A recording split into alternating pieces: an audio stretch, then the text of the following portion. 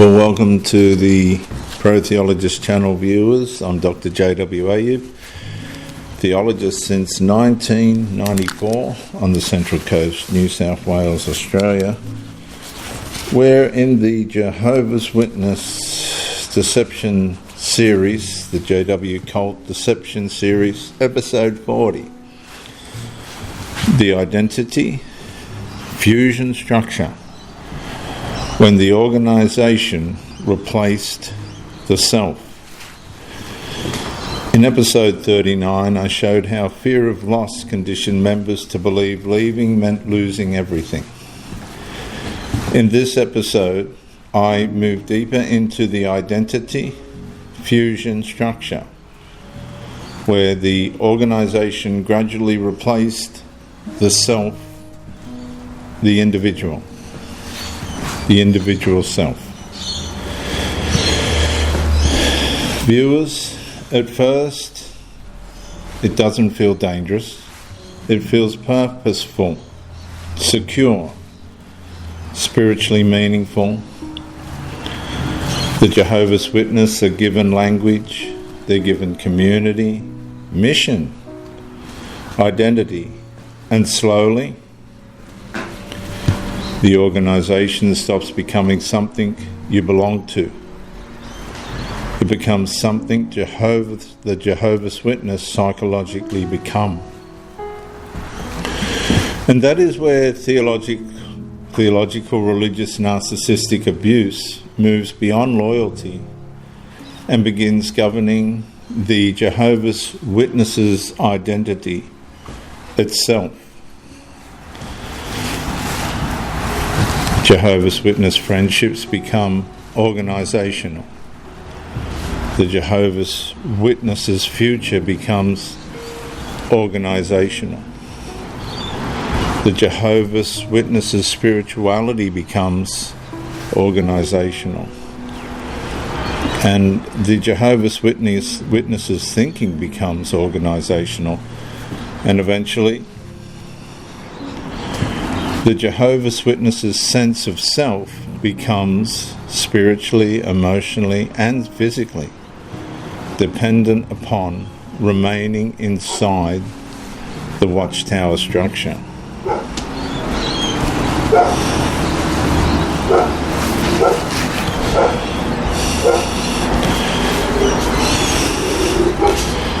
Until separation from the organisation begins feeling like separation itself.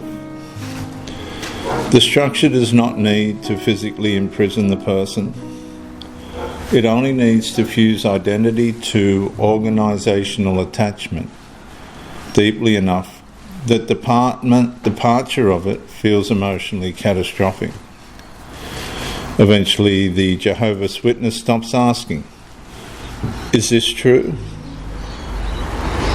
Or, "Who am I without this?" Because once identity, belonging, hope, purpose, spiritual meaning become fused to a theological abusive system, honest examination no longer threatens doctrine alone. It threatens psychological, spiritual, and physical survival. And this exposes the self-governed, theologically abusive institutional mediation system operating through the Watchtower, its kingdom halls, its publications and broadcasts, as being incapable of surviving Christ's governed identity freedom. The shift becomes severe when the organisation begins replacing the conscience as the primary source of identity validation. The person no longer measures himself primarily through truth, but through organisational acceptance. They become completely institutionalised. Approval from the organisation feels like worth. Acceptance feels like safety. Compliance feels like identity, stability. And eventually, the Jehovah's Witness learns that independent selfhood itself feels spiritually dangerous and could end up being catastrophic. The system no longer needs to fully control the Jehovah's Witnesses' behaviour externally, because identity attachment begins regulating behaviour internally. The Jehovah's Witness no longer fears falsehood alone. The Jehovah's Witness fears becoming psychologically, spiritually and physically untethered outside the structure. Viewers, Christ did not call people into organisation, fused identity systems. He called people into truth, repentance, discernment, accountability, spiritual rebirth, and Christ-governed freedom. A structure that trains people to emotionally merge identity with institutional attachment is not cultivating spiritual maturity. It is protecting the dependency, authority, and emotional control systems that structure depends upon to survive separation. Eventually, the body carries the conflict. The nervous system reacts to thoughts of leaving. The future feels empty outside the institutionalism. The Jehovah's Witness begins experiencing emotional instability before any departure even occurs.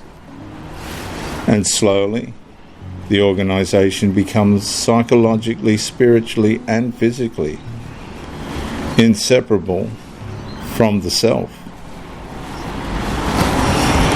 The scriptural witness presses this plainly. Galatians 2:20 places identity in Christ rather than institutionalized systems.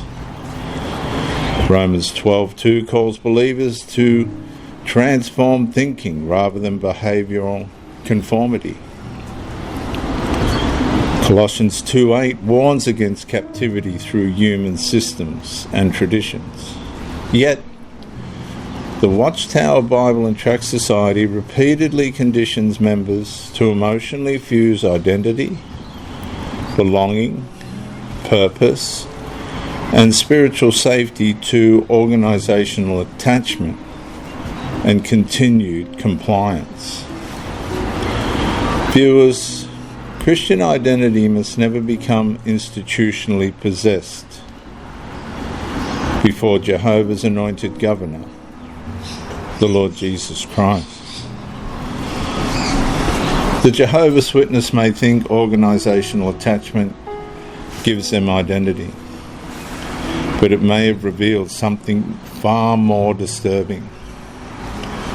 That fear had trained the Jehovah's Witness sense of self to depend upon remaining psychologically fused to the institution.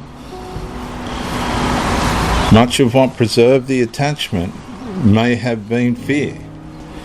Fear of losing identity, fear of losing belonging, fear of losing purpose, fear of becoming emotionally untethered. Viewers, every Jehovah's Witness inside the structure eventually faces the same confrontation. Was I finding identity in Christ or psychological survival through organisational attachment? Viewers, if Christ is the governing authority over all of this, why must separation from the institution feel like separation from self? I'm Dr. J.W. Ayub, theologist since 1994.